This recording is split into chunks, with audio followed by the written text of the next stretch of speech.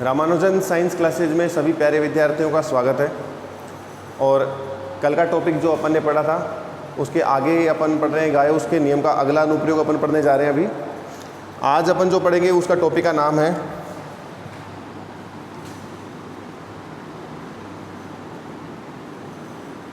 गोस law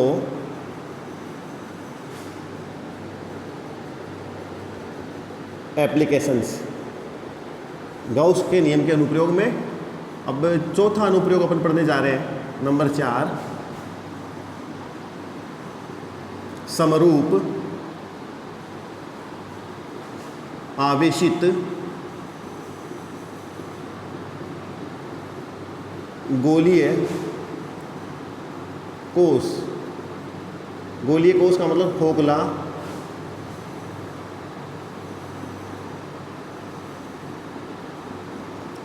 गोला। समरूप आवेशित गोलीय कोष के कारण विद्युत क्षेत्र। टॉपिक का नाम ये भी हो सकता है समरूप आवेशित गोलीय कोष। गोलीय कोष का मतलब खोखला गोला के कारण विद्युत क्षेत्र या के कारण विद्युत क्षेत्र की तीव्रता, ये अपना टॉपिक रहेगा। ठीक है, देखिए क्या है, गाउस के नियम का अनुप्रयोग ही करना है। यहाँ पर गाउस के नियम की सहायता से ये वाली जो वस्तु है समरूप आवेशित गोलीय कोष, वो किसी बिंदु पर कितना विद्युत क्षेत्र जनरेट कर रही है वो अपना कैलकुलेट करने का पॉइंट रहेगा। कैलकुलेट क्या करना है, विद्युत क्षेत्र की तीव्रता कैलकुलेट करनी है गाउस के नियम की हेल्प से। ठीक है ना। तो देखिए यहाँ से स्टार्ट कर लेते हैं। मैं इसकी थ्योरी बनाऊंगा, फिर इसका डायग्राम बनाऊंगा, आपको अच्छी तरह से समझना है। माना एक कैपिटल आर त्रिज्या, देखना ढंग से चित्र में सबको समझ में आ जाएगा। कैपिटल आर त्रिज्या, कैपिटल आर रेडियस का एक गोलीय कोष। गोलीय कोष का मतलब खोखला गोला। खोखला गोला आप समझते हो जैसे फुटबॉल है। अब फुटबॉल के अंदर कोई पदार्थ नहीं है, हवा को एक बार आपने निर्वात मान लो तो अंदर कोई पदार्थ नहीं है, ऊपर वो सतह वाला ही भाग है। उसी प्रकार का खोखला गोला है, गोलीय कोष उसको बोलते हैं, स्पेरिकल सेल बोलते हैं। गोलीय कोष को इंग्लिश में क्या बोलेंगे, स्पेरिकल सेल। गोलीय कोष है जिसका केंद्र O है।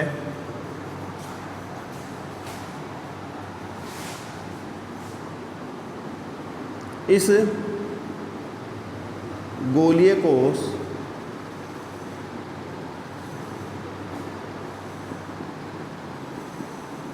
को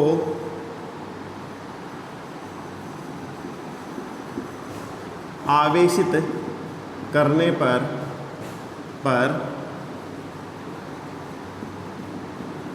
इसके पृष्ठ पर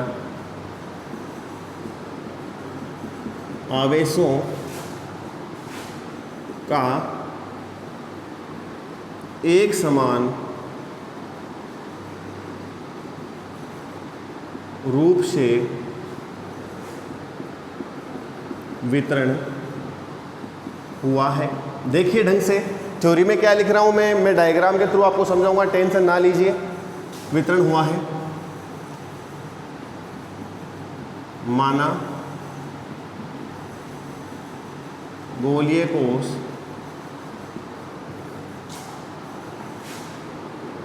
की सतह पर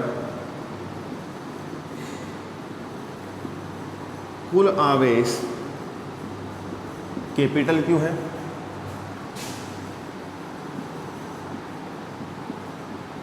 इस गोलीय कोष के केंद्र से स्मॉल r दूरी पर स्थित किसी बिंदु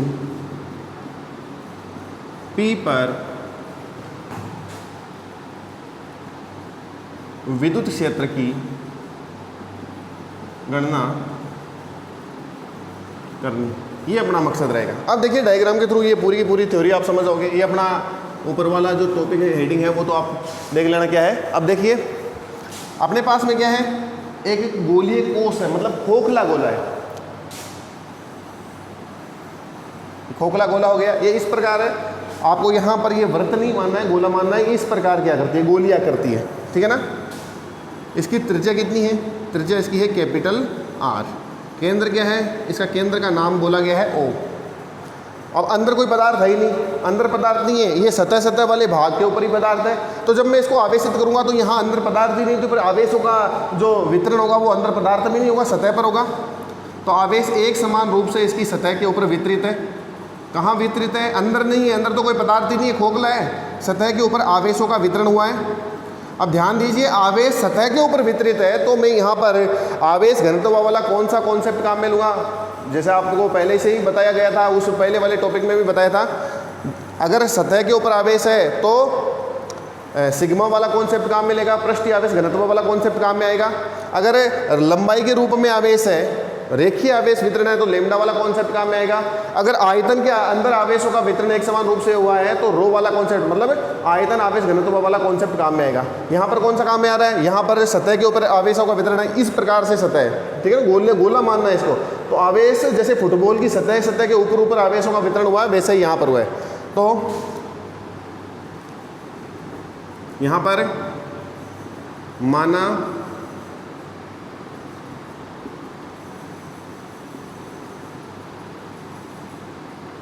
पृष्ठीय आवेश घनत्व क्या है, सिग्मा। क्या है, सिग्मा, ठीक है ना। अब इसके केंद्र से, पॉइंट टू बी नोटेड, अपने को ये आकृति दे रखी है, ये अपने को क्वेश्चन में दे रखा है, इस प्रकार की संरचना होगी। अब इसके कारण इसके केंद्र बिंदु से, पॉइंट ध्यान रखना, इसके केंद्र बिंदु से स्मॉल r दूरी पर कोई बिंदु P लिया गया है। इसके केंद्र से स्मॉल r दूरी पर कोई बिंदु P लिया गया है। उस बिंदु की P के ऊपर अपने को विद्युत क्षेत्र की गणना करनी है। समझ में आया, त्रिज्या दे दी, इसके ऊपर कुल आवेश कितना है, कैपिटल Q। अब बिंदु P तीन स्थितियों में संभव है। गोलीय कोष के केंद्र से स्मॉल r दूरी के ऊपर कोई बिंदु P लिया गया है जहां पर विद्युत क्षेत्र की गणना करनी है। यह बिंदु P तीन स्थितियों पर संभव हो सकता है। एक तो है गोले के बाहर, गोलीय कोष के बाहर, दूसरी स्थिति है गोलीय कोष की सतह पर, तीसरी स्थिति है गोलीय कोष के अंदर। तीन स्थितियां आपको क्लियर है, गोले के बाहर, दूसरी स्थिति गोले की सतह, गोलीय कोष की सतह, और तीसरी स्थिति गोलीय कोष के अंदर, ठीक है ना। तो मैं लिख देता हूं, यहां बिंदु P निम्न तीन स्थितियों पर उपस्थित हो सकता है। पहला,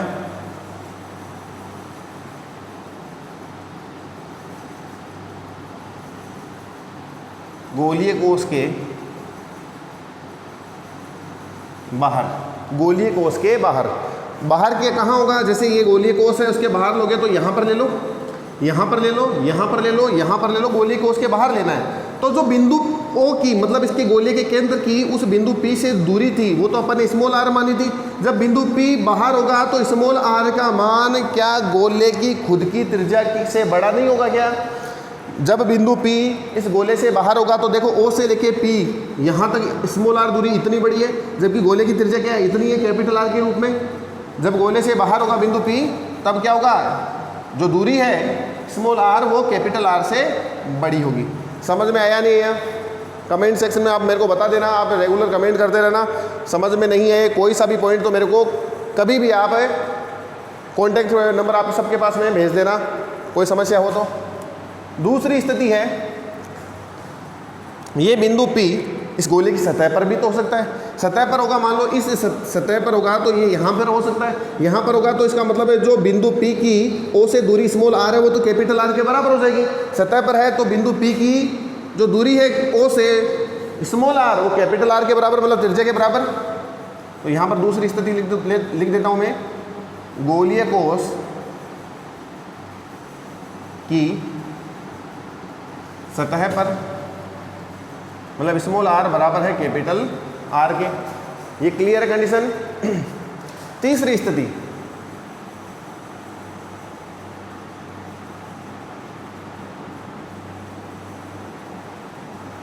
गोलीय कोष के अंदर, ये स्थिति आप देखना।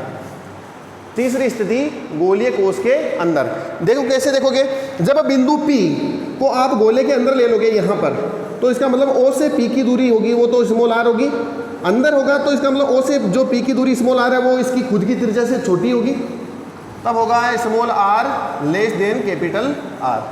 ये समझ गए, small r less than capital R। ये तीन स्थितियाँ आपने बनाई, इन तीनों स्थितियों को बारी बारी से पढ़ना है और विद्युत क्षेत्र का मान ज्ञात करना, बस अपना कॉन्सेप्ट खत्म हो जाएगा। ठीक है ना। तो मैं बारी बारी से इन तीनों स्थितियों को आपके सामने रख देता हूँ। ठीक है, ये क्लियर है आपको। मैं मिटा दूँ इस थ्योरी को, देख लेना आप अच्छी तरह से।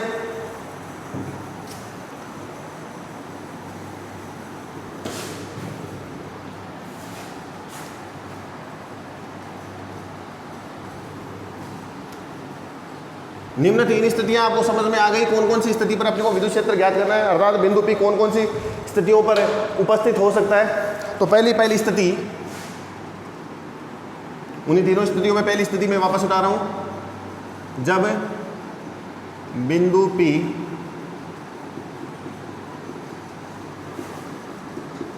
गोलीय कोष से बाहर स्थित है, अर्थात small r greater than capital R। ठीक है ना। देखिए अब डायग्राम के थ्रू समझ में आएगा। ये अपने पास में क्या है, गोलीय कोष है। आवेश कहाँ पर एकत्रित होंगे, एक समान रूप से वितरण कहाँ होगा आवेशों का, अंदर तो कोई पदार्थ ही नहीं, खोखला है गोला, तो सतह के ऊपर होगा इसकी। ये उसका क्या है, केंद्र है। ये लो साहब, इसकी क्या है, यहाँ से यहाँ तक त्रिज्या है। अब ये बिंदु P यहाँ पर मान लो, मान लिया, यहाँ पर मान लो बिंदु P। ये बिंदु P से जो दूरी है इसके केंद्र की, वो क्या है, स्मॉल r। अब आपको क्या क्या ज्ञात करना है, बिंदु P के ऊपर विद्युत क्षेत्र की तीव्रता का मान ज्ञात करना है। बिंदु P के ऊपर विद्युत क्षेत्र की तीव्रता का मान किसकी हेल्प से ज्ञात करना है, गाउस के नियम की हेल्प से ज्ञात करना है। गाउस का नियम जब आप अप्लाई करते हो तो आपको क्या चीज़ करनी पड़ती है, वो कुछ पॉइंट है, कुछ प्रोसेस है, उनको फॉलो करना पड़ता है। कौन कौन से, गाउसियन पृष्ठ की कल्पना करनी पड़ती है। गाउसियन पृष्ठ की कल्पना करने के बाद में जहाँ पर बिंदु P आ रहा है वहाँ पर एक अल्प क्षेत्रफल या अल्पांश की कल्पना करनी पड़ती है। ये बस ये दो ही पॉइंट है। देखिए कैसे करेंगे, ठीक है ना। इस स्थिति में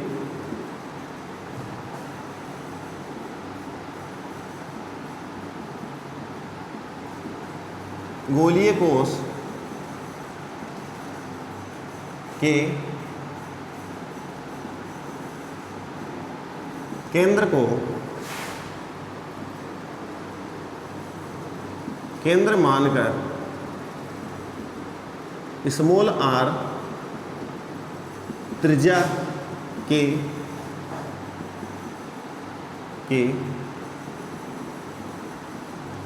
गोलीय गाउसियन पृष्ठ की कल्पना की गई है। देखिए क्या होगा, अब अपने को बिंदु P के ऊपर विद्युत क्षेत्र की तीव्रता ज्ञात करनी है, तो अपने को क्या करना पड़ रहा है, गाउसियन पृष्ठ की कल्पना करनी पड़ रही है। तो मैं इस बिंदु P पर किस प्रकार का गाउसियन पृष्ठ की कल्पना करूं, यहां पर मैं गाउसियन पृष्ठ की कल्पना करूंगा, वो खुद क्या होगा, गोलीय होगा। भाई गोले वाले कॉन्सेप्ट में, चाहे वो खोखला गोला है चाहे वो ठोस गोला है, अपन को कैसे गाउसियन पृष्ठ की कल्पना कर रहे हैं, अपन गोलाकार गाउसियन पृष्ठ की कल्पना कर रहे हैं। तो बिंदु P से पारित होता हुआ, बिंदु P से पारित होता हुआ गोलीय गाउसियन पृष्ठ कैसा होगा, यहाँ पर प्रकार रखो, O पर प्रकार रखो। आप देखना दिमाग में इसको इमेजिन करना, O पर प्रकार रखा, प्रकार को बिंदु P तक खोल दिया, अर्थात r दूरी तक, स्मॉल r दूरी तक प्रकार को खोल दिया। देखिए यहाँ से यहाँ तक स्मॉल r दूरी तक, और फिर आपने एक गोला खींचा इस प्रकार से।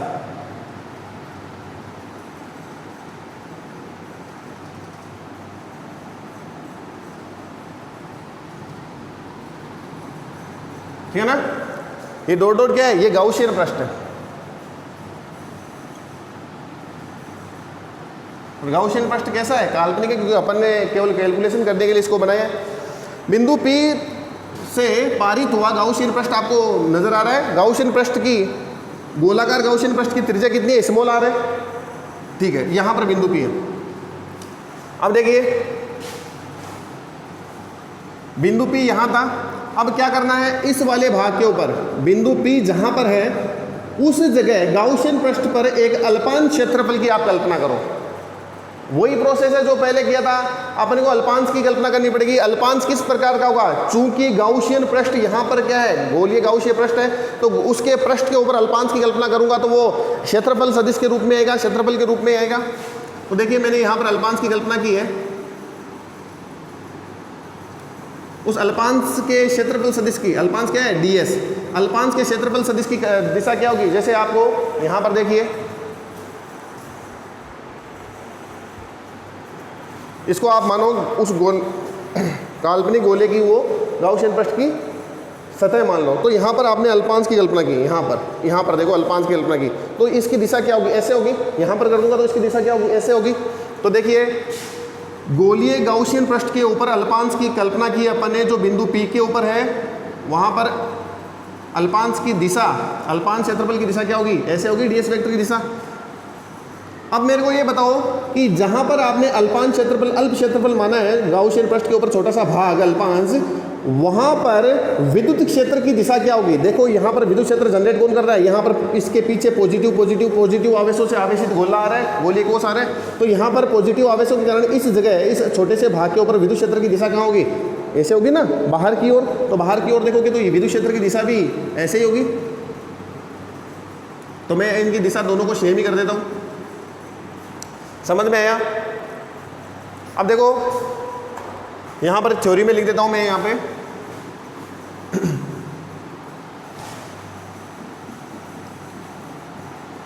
गोलीय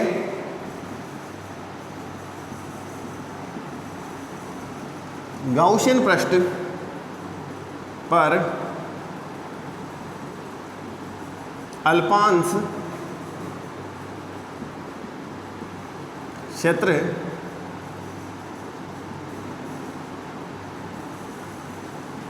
कल्पना करने पर,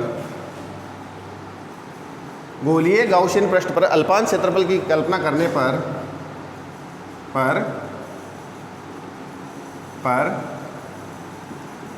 उस पर विद्युत क्षेत्र तथा क्षेत्रफल सदिश की दिशा समान प्राप्त हो रही है या नहीं? ठीक है ना?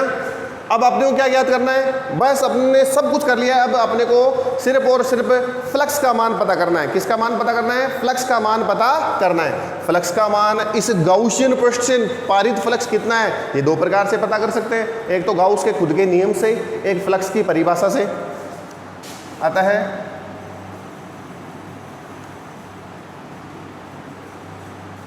गाउसियन पृष्ठ से निर्गत फ्लक्स, फ्लक्स की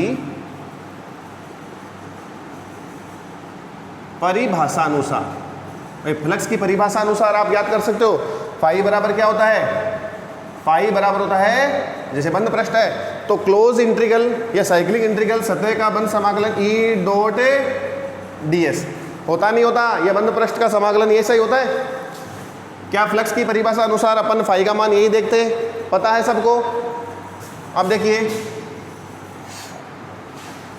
इसी को मैं आगे लिखूंगा तो फाई, इसके बाद में ये स्टेप आएगा, फाई इज इक्वल टू, क्या आप ये गाउसियन जो पृष्ठ है, गोलाकार गाउसियन पृष्ठ है, इसका प्रत्येक बिंदु क्या अंदर जो एक गोलीय कोष आ रहा है उससे बराबर बराबर दूरी पर है? जैसे ये भाग भी इससे बराबर दूरी पर है, ये भाग भी इससे बराबर दूरी है, क्योंकि इसकी त्रिज्या, गाउसियन पृष्ठ की त्रिज्या तो स्मॉल आ रहा है ना, तो यहाँ से भी ये दूरी बराबर है, यहाँ से भी दूरी बराबर है, तो ई क्या होगा? गाउसियन पृष्ठ के प्रत्येक बिंदु के ऊपर विद्युत क्षेत्र का मान बराबर समान ही तो प्राप्त होगा। तो नियत मानकर ई को ले लो बाहर और यहाँ पर आ जाएगा समाकलन किसका आ जाएगा फिर ds का। अब ds का ये बंद समाकलन है, ds का समाकलन क्या होगा, देखो ये कटेगा समाकलन के चिन्ह से, तो यहाँ से आ जाएगा e इंटू एस। समझ में आया नहीं है, क्योंकि ds अल्प क्षेत्रफल को शो करता है, ds का समाकलन करेंगे अल्प अल्प अल्प जितने भी आप अल्पांश मान सकते हो गाउसियन पृष्ठ पे सबको जोड़ दो, समाकलन का मतलब वही होता है। तो सबको जोड़ोगे तो क्या पूरे गोले की गाउसियन गोलीय पृष्ठ की पूरी ऊपरी सतह नहीं आ जाएगी, पूरी की पूरी सतह वाला क्षेत्रफल नहीं आ जाएगा। तो यहां पर लिख देता हूं, यहां एस गाउसियन पृष्ठ का क्षेत्रफल है, अर्थात s बराबर क्या है, अब गोला है, गोले का क्षेत्रफल पृष्ठीय क्षेत्रफल होता है 4 पाई आर स्क्वायर। समझ में आया नहीं है, इसलिए फाई बराबर क्या हो जाएगा, फाई बराबर हो जाएगा e into 4 pi are square. Agree हो गया, इसको नाम दे दो आप समीकरण नंबर 1, इस वाले स्टेप को नाम दे दो समीकरण नंबर 1, यहां दे देता हूं। आई थिंक इतना आपको सबको क्लियर हो गया होगा। अगर क्लियर नहीं है तो आप मेरे को कोई सी भी स्टेप में क्लियर नहीं है तो आप मेरे को पूछ लेना, किसी भी प्रकार से आप पूछ सकते हो, आपको बहुत सारे ऑप्शन दिए हैं पूछने के। एक बार ये थ्योरी वापस मिटा दूं, आप अच्छी तरह से देख लो।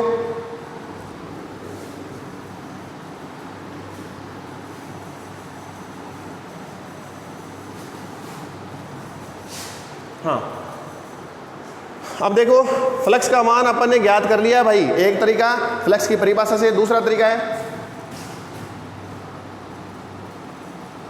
फ्लक्स का मान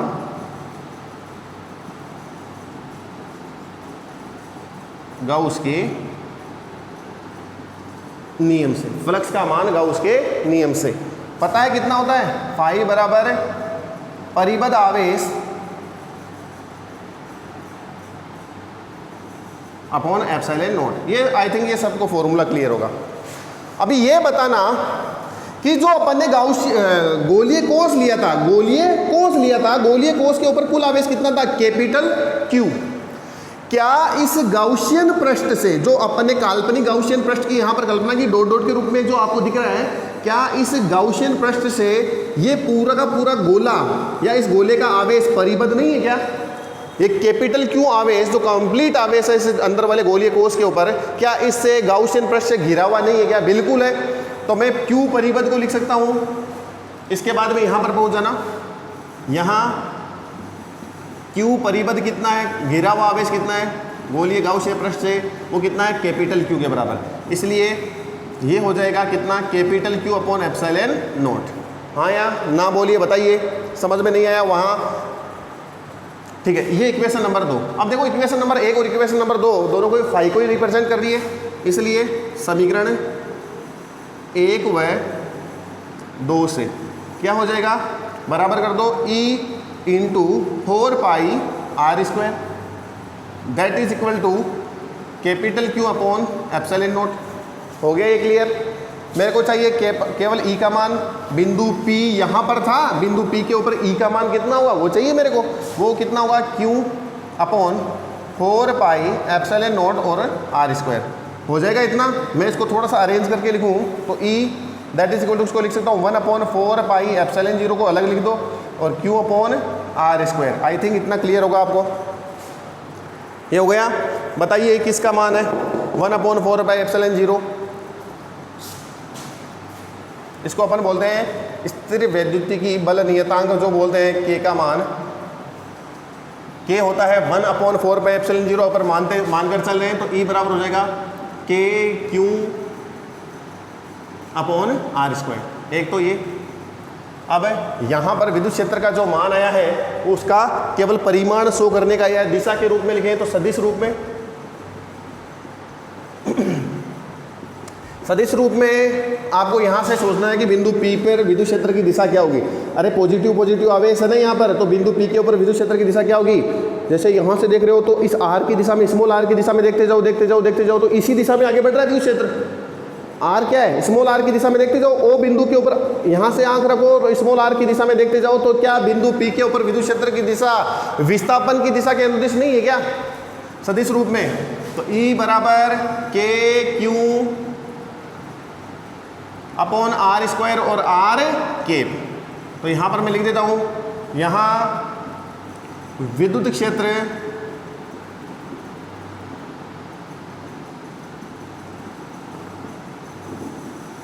विस्थापन की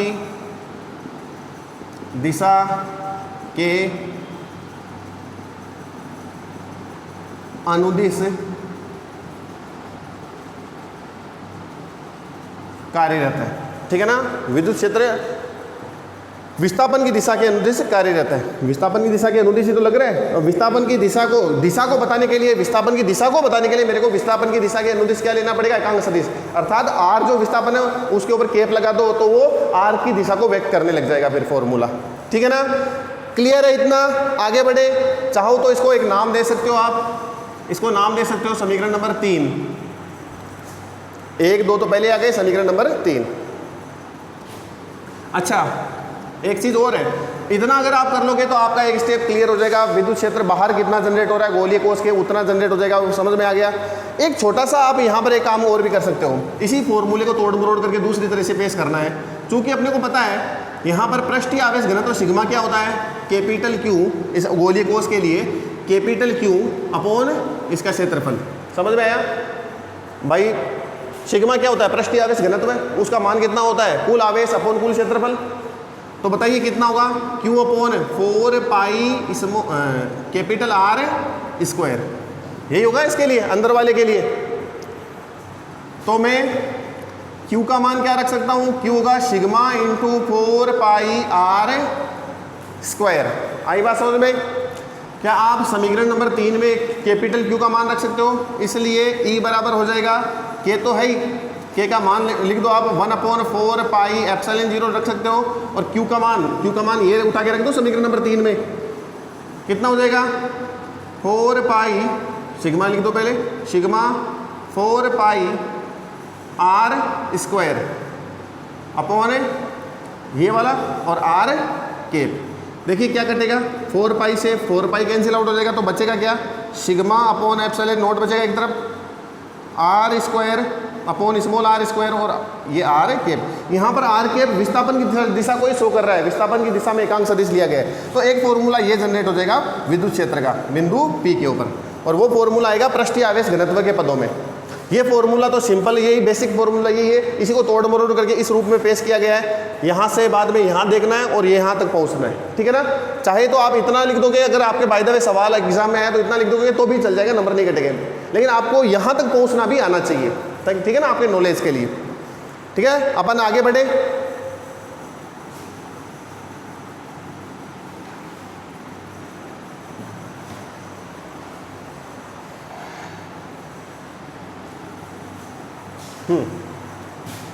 दूसरा पॉइंट इसमें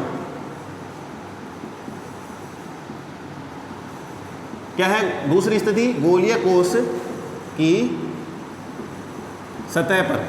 अब गोलीय कोष की सतह का मतलब जो बिंदु P की दूरी होगी वो क्या होगी, उसकी त्रिज्या के बराबर ही हो जाएगी। यहां तक समझ गए ना? तो दूसरी स्थिति को अपन यहां पर देखेंगे,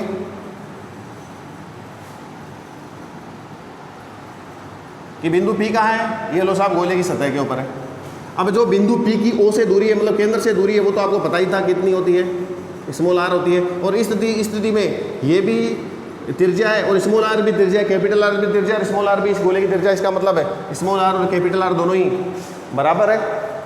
तो आप बिंदु P के ऊपर विद्युत क्षेत्र का मान निकालोगे तो क्या करना पड़ेगा आपको, करना पड़ेगा तो यहाँ पर समीकरण नंबर 3 आपको जो दिख रहा है उसमें स्मॉल आर की जगह क्या पुट कर दो, चाहे आप इसमें देख लो, समीकरण 3 में स्मॉल आर बराबर कैपिटल आर रखने पर देखो देखें E इज इक्वल टू हो जाएगा के कैपिटल क्यू और यहाँ पर आ जाएगा ये, और यहाँ पर अभी दिशा के रूप में शो नहीं हुआ, तो दिशा क्या होगी, यहाँ से इसे देखोगे तो दिशा विस्थापन की दिशा। अब विस्थापन O से P के बीच में विस्थापन तो स्मॉल आर ही है, तो ये विस्थापन की दिशा में केवल स्मॉल आर का केप ही लेना पड़ेगा। कई लोगों को कंफ्यूज हो जाएगा, हम कैपिटल आर का क्यूब कैपिटल आर का केप लेंगे, कैपिटल आर का केप नहीं लेंगे। यहाँ पर कैपिटल आर तो फिक्स है, यहाँ पर त्रिज्या तो फिक्स दे रखी है, जबकि परिवर्ती क्या हो रही है, कभी स्मॉल आर बढ़ रहा है कभी घट रहा है, ऐसा हो रहा है ना। लेकिन विस्थापन कौन सा है, O से P के बीच का विस्थापन तो अपन स्मॉल आर ही तो मान रहे हैं, तो विस्थापन की दिशा में ही तो आपको एकांक सदिश लेना पड़ेगा। तो ये फॉर्मूला आ जाएगा, समझ में आया नहीं आया? और आप इसको पृष्ठीय आवेश घनत्वों के पदों में भी, जैसे मैंने अभी पहले वाले में किया था, वैसे भी आप कर सकते हो। पृष्ठीय आवेश घनत्वों के पदों में आपको लिखना है, करना है, और मेरे को लिखने के बाद में जो आप बनाते हो उसको मेरे को सेंड करना है कि फोटो पे खींच के आपको पृष्ठीय आवेश घनत्व के पदों में लिखना है।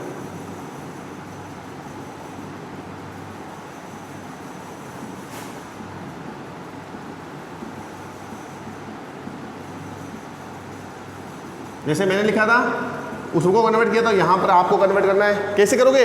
Q का मान, कैपिटल Q का मान आप रख दो, जैसे मैंने लिखा था सिग्मा इंटू एस या sigma into 4 pi capital R square.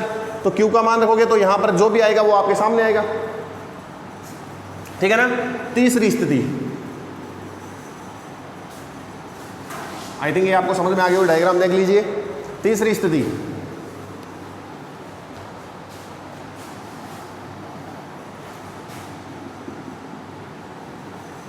जब बिंदु P गोलीय कोश के अंदर हो।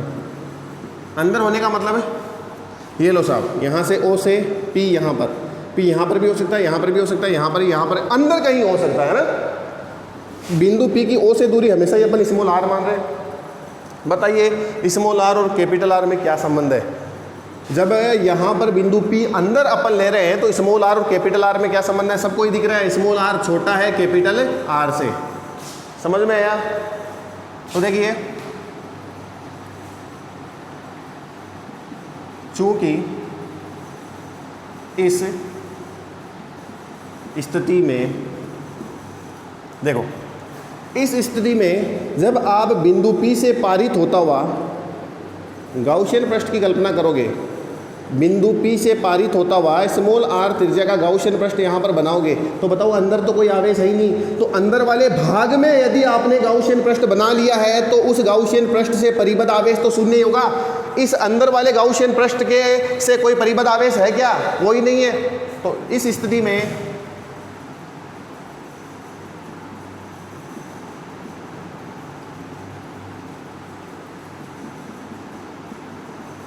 गोलीय कोश के अंदर बनने वाले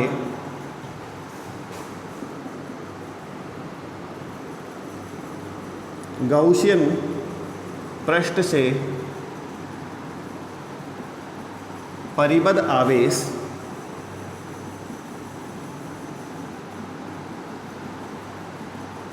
शून्य होगा, ठीक है ना। इसलिए फाई हम जानते हैं कितना होता है, बंद समाकलन E। अब E यहाँ पर कौन सा रहेगा? अंदर वाला विद्युत क्षेत्र रहेगा। तो भाई गोले के अंदर वाला विद्युत क्षेत्र E इन डॉट ds बराबर Q परिबद्ध अपॉन एप्सिलॉन 0। यही तो होता है, फाई का मान यही होता है ना। क्या करोगे? Q परिबद्ध कितना है? 0। तो यहाँ पर क्या आ जाएगा? E इन डॉट ds, भाई E इन को बाहर ले लो, ds का समाकलन हो जाएगा, और Q परिबद्ध कितना हो जाएगा? 0। तो ये कंप्लीट स्टेप क्या बन जाएगी? 0। ds को भेज दो दूसरी तरफ, तो E इन बराबर कितना हो जाएगा? 0 अपॉन ds का समाकलन कितना होगा? फिर s होगा। तो ये कंप्लीट पद कितना आ जाएगा? फिर 0। आई बात समझ में? अंदर वाले भाग में विद्युत क्षेत्र का मान कितना आया? 0। अरे तो ये यहाँ पर कोई अंदर आवेश ही नहीं था, तो परिबद्ध आवेश शून्य होने के कारण जब अपन ने ये फॉर्मूले में इनको रखा तो ई इनका मान अंदर वाले भाग में विद्युत क्षेत्र का मान कितना आया? 0। Point to be noted. 1 number का सवाल पूछा जा सकता है, गोलीय कोश के आंतरिक बिंदु पर विद्युत क्षेत्र का मान कितना होता है? आपको उस समय तुरंत आंसर देना है, शून्य होता है, ठीक है। यहाँ पर आप बोल सकते हो कि यार ds का मान भी तो शून्य हो सकता है, यहाँ पर जो ये वाला पद है उसका मान भी शून्य हो सकता है, ताकि बराबर में 0 आ जाए। देखिए यहाँ पर आपने काल्पनिक गाउसियन पृष्ठ आपने माना है, तो उसकी कोई ना कोई त्रिज्या तो मानी है ना स्मॉल r। जब त्रिज्या है, त्रिज्या एग्जिस्ट कर रही है, उसकी गाउसियन पृष्ठ की त्रिज्या आपने मानी है, तो उसका कोई ना कोई क्षेत्रफल होगा, अर्थात इसका मान 0 नहीं हो सकता। 0 फिर क्या होगा? ये ई इन का मान 0 होगा। क्लियर है? अब अपन बनाएंगे ग्राफ। क्या बनाएंगे? ग्राफ। सारे के सारे पॉइंट क्लियर हो गए।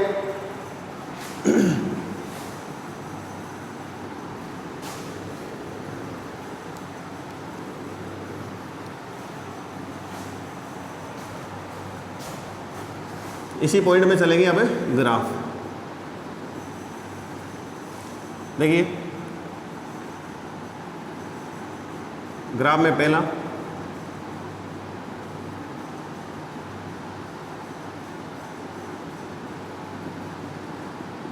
बाहरी बिंदुओं के लिए, बाहरी बिंदुओं के लिए विद्युत क्षेत्र का मान कितना आया, KQ/R²। यही आया था भाई। इसको बाद में विस्थापन अपने को दिशा विशा से मतलब अभी मतलब को ग्राफ बनाने के लिए अपने को केवल परिमाण चाहिए, तो KQ/R² के रूप में इसका फॉर्मूला आया था।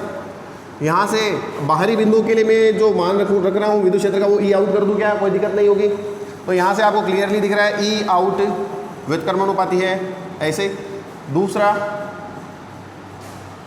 सतह पर, अब सतह पर कितना आया, ई सतह कर दूँ, सतह का मतलब सरफेस, तो ई एस कितना आया, वो आया K और स्मॉल आर की जगह फिर क्या रखा, कैपिटल आर का, तो K/Q/R²। तीसरा क्या आया, तीसरी स्थिति में ये आया अंदर वाले भाग में ई इन बराबर आया 0। तो इन तीनों स्थितियों को मिला के जब मैं ग्राफ बनाऊंगा तो ऐसा बनेगा।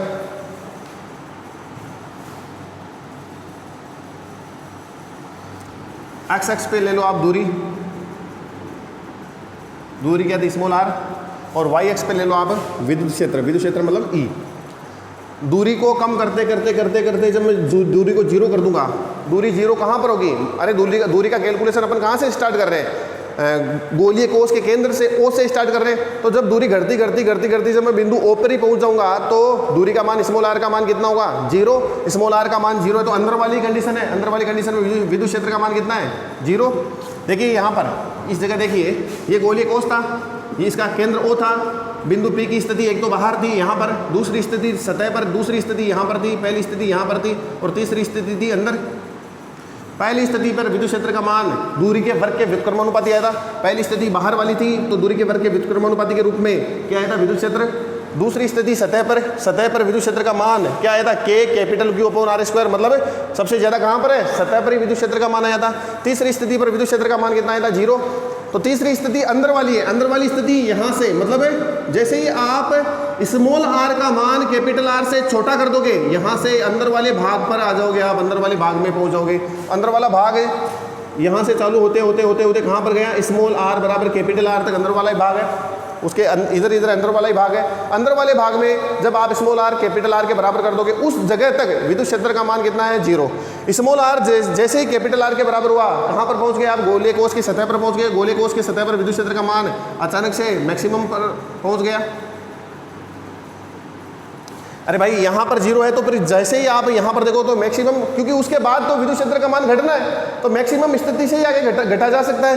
तो यहाँ से विद्युत क्षेत्र का मान घटेगा कैसे, दूरी के वर्ग के व्युत्क्रमानुपाती के रूप में। इस जगह क्या है, ई एस है, जो क्या है K/Q/R², और यहाँ पर इसके बाद में दूरी के वर्ग के व्युत्क्रमानुपाती है, तो ई आउट वो इस प्रकार से दूरी बढ़ने से घटेगा। और ये वाले भाग में ई इन है और वो कितना है, 0। ग्राफ, आई होप ये ग्राफ आपको समझ में आ गया होगा। अच्छी तरह से देख लेना, ग्राफ ये है, तीनों स्थितियों को मिला के ये ग्राफ बनाया गया है।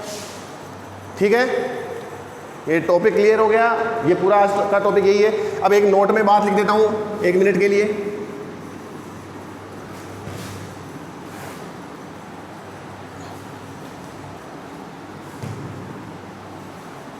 याद रखने के लायक क्या बात है यहाँ पर, नोट लिख लेना। पहला बिंदु गोलीय आवेशित गोलीय कोष है, ये गोलीय कोष के बाहर विद्युत क्षेत्र दूरी के वर्ग के व्युत्क्रमानुपाती होता है। मतलब है डिस्टेंस जितनी भी थी, डिस्प्लेसमेंट स्मॉल आर के स्क्वायर के इन्वर्सली प्रोपोर्शनल होता है कौन, इलेक्ट्रिक फील्ड।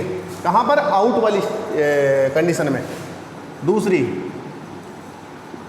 गोलीय कोष की सतह पर विद्युत क्षेत्र क्या होता है, विद्युत क्षेत्र मतलब इलेक्ट्रिक फील्ड, यहाँ पर ऐसे चल जाएगा ना, विद्युत क्षेत्र अधिकतम होता है। तीसरी कंडीशन, गोलीय कोश के अंदर विद्युत क्षेत्र शून्य होता है। ठीक है ना, ये तीनों कंडीशन कंक्लूजन में आप लिख सकते हो। आई होप आपको ये तीनों समझ में आ गई होगी। ये जितनी भी कंडीशन मैंने लिए गोलीय कोश के लिए वो सब समझ में आ गई होगी। और आपको अगर समझ में नहीं आई तो एक बार वीडियो को अच्छी तरह से देखना। वीडियो को देखने के बाद में जो भी उसमें प्रॉब्लम है आप नोटबुक लेके बैठना, उनको लिखना प्रॉब्लम को, और मेरे को उसको फोटो खींच के मेरे को मेरे पर्सनल नंबर आपको सबको दिए हुए उस पर सेंड कर देना। ठीक है ना, तो ठीक है, मैं आज का टॉपिक यहीं फिनिश करता हूँ। नेक्स्ट जो टॉपिक होगा उसमें मैं गाउस के नियम का अगला अनुप्रयोग जो वेरी वेरी इंपॉर्टेंट है, गोलीय ठोस गोले के कारण, अचालक ठोस गोला होगा, अचालक ठोस गोले के कारण विद्युत क्षेत्र की तीव्रता अपने को ज्ञात करनी पड़ेगी। वो बहुत इंपॉर्टेंट टॉपिक रहता है, वो अपनी नेक्स्ट क्लास में करेंगे। धन्यवाद।